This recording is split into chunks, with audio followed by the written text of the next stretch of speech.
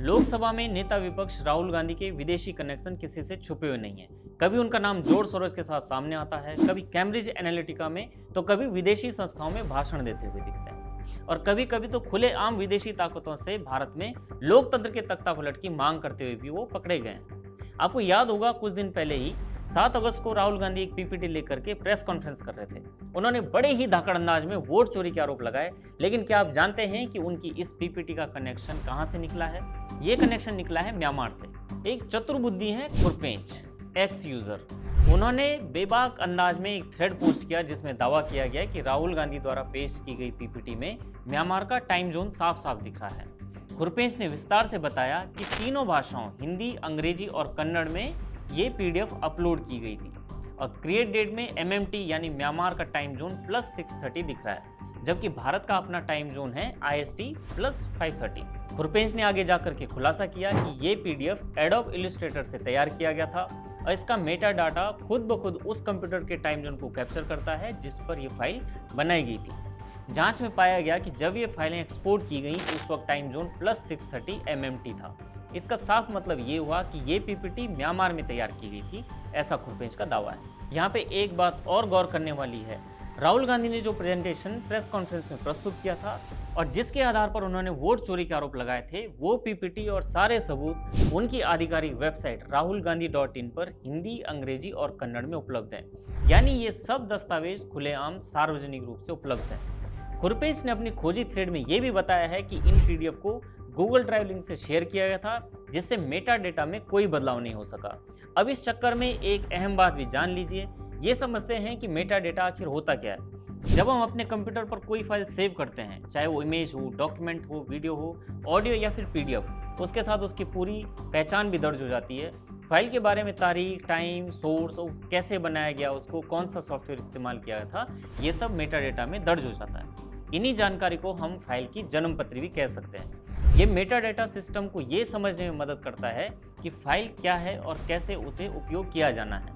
इसी के साथ ये फाइल्स को ऑर्गेनाइज और सर्च करने में भी सहूलियत देता है। लेकिन फॉरेंसिक में तो मेटा डाटा का इंपॉर्टेंस और भी बढ़ जाता है। यही मेटा डेटा किसी भी फाइल के source, creation date, time zone और प्रोसेस की डिटेल्स भी रखता है। यही मेटा डेटा किसी भी प्राइवेसी खतरे का गुप्त रास्ता भी बन जाता है। ठीक वैसे ही जैसे खुरपेंच ने राहुल गांधी की पीपीटी का फ्यूज कंडक्टर निकाल के रख दिया है इसी मेटा डेटा से। जैसे ये पड़ताल सोशल मीडिया पे वायरल हुई, कांग्रेस की प्रवक्ता सुप्रिया श्रीनेत आई और एक्स पर जवाबी फायरिंग करते हुए उन्होंने पोस्ट डाली। उन्होंने आदतन आरोप लगाया कि बीजेपी IT सेल झूठ फैला रहा है, लेकिन सुप्रिया के पास इस दावे को भी साबित करने का कोई पुख्ता सबूत नहीं है कि खुरपेंच का बीजेपी से कोई संबंध है। सुप्रिया ने अपनी सफाई में लिखा है कि राहुल गांधी का यह प्रेजेंटेशन भारत में ही बनाया गया था। सुप्रिया ने साफ साफ म्यांमार के टाइम जोन को सॉफ्टवेयर बग और सिस्टम सेटिंग्स में गड़बड़ी का तमगा दे दिया। सुप्रिया श्रीनेत ने खुरपेंच को जवाब में लिखा, वो सब कुछ ChatGPT से लिखा हुआ था, ऐसा खुरपेंच का कहना है। उन्होंने उसे ट्विटर पर उड़ेला और अपनी सफाई में इस पूरे आरोप को बग बता दिया। लेकिन उन्हें शायद ये नहीं मालूम कि जिसे सुप्रिया बग बता रही हैं वो 14 साल पुराना लाइट रूम का बग था। 2011 में आया था और आज तक फिक्स भी हो चुका है। इसके बाद खुरपेंच ने लिखा है कि जरा गूगल करके बताइए कि एडोब में कौन सा बग आया है कि वो चुपके से म्यांमार का टाइम जोन मेटा डाटा में डाल देता है।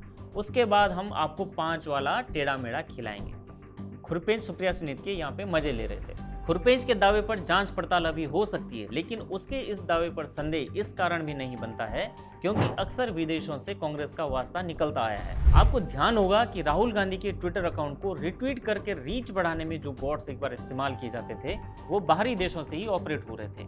इन्हें रिट्वीट करने वालों में कजाकिस्तान, रूस और इंडोनेशिया के लोग शामिल मिले थे। साल 2019 के लोकसभा चुनाव के समय फेसबुक ने ऐसे करीब 687 पेजों को बैन कर दिया था क्योंकि उनकी गतिविधियां संदिग्ध पाई गई थी। तुर्की के इस्तांबुल कांग्रेस सेंटर में भारतीय राष्ट्रीय कांग्रेस का ऑफिस है, जिसका मुखिया कांग्रेस नेता मोहम्मद यूसुफ खान है। लेकिन कांग्रेस ने अपनी पोल खुलने पर इस कारण से पत्रकारों पर FIR दर्ज कर दी थी कि ये फोटो वो नहीं है, लेकिन उन्होंने कभी भी इन एलिगेशंस के बारे में कुछ भी नहीं कहा।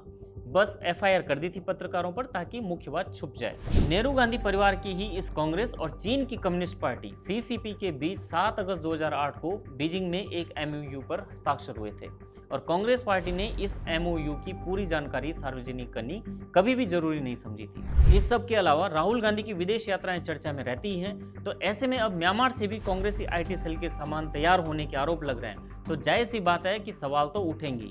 चाहे जो भी हो, लेकिन राहुल गांधी के पीपीटी से लगाए गए वोट चोरी के आरोप का टारगेट तो यही था कि भारत की जनता का यहाँ की लोकतांत्रिक प्रक्रियाओं से विश्वास ही उठ जाए। हम नेपाल, बांग्लादेश के जरिए अपने पड़ोसी देशों में हो रहे रेजिम चेंज की घटनाओं को तो देख ही रहे हैं। उससे तो यही शक जाता है कि ये सारी चीज़ें बाहर से संचालित हो रही हैं और उसमें एक पीडीएफ का नाम आना एक छोटी सी कड़ी हो सकती है। और शायद कांग्रेस को यही डर सता रहा है कि इस छोटी गलती से उनकी कोई बड़ी चोरी न पकड़ी जाए। देखते रहिए ऑप इंडिया।